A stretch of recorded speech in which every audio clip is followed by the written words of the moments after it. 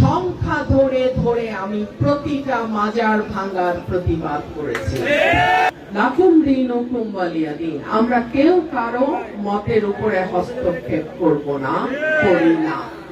গত 18 মাস অন্তর্বর্তীকালীন সরকারের সময় দেখেছি কিভাবে একটার পর একটা মাজার ভাঙা হয়েছে, বাউল গানের আসরে বাধা দেয়া হয়েছে, বাউল গান যারা করেন তাদেরকে ধরে নিয়ে হেনস্থা করা হয়েছে, জেলে দেয়া হয়েছে।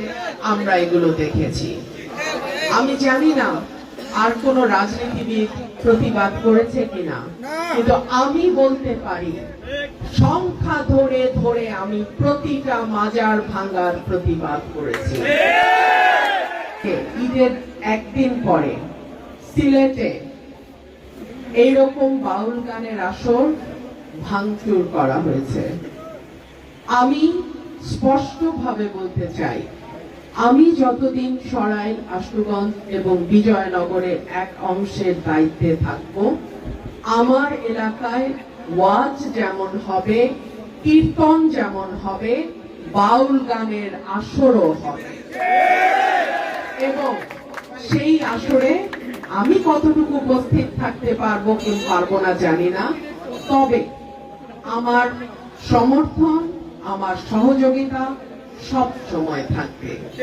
বাংলাদেশের কৃষ্টি, কালচার, সংস্কৃতি, একে লালন পালন, ধারণ করা এবং সামনের দিকে এগিয়ে নিয়ে যাওয়ার দায়িত্ব আমাদের। আমাদের কৃষ্টি, সংস্কৃতি নতুন প্রজন্মকে জানানোর দায়িত্ব আমাদের। যারা বাউল গানের সঙ্গে যুক্ত, যারা মাজারের সঙ্গে যুক্ত, তারা কিন্তু আমাদের সংস্কৃতির একটা অংশ। সুতরাং যার যার মত তার তার পথ। লাকুম দীনুকুম ওয়ালিয়া দীন। আমরা কেউ কারো মতের উপরে হস্তক্ষেপ করব না, করি না।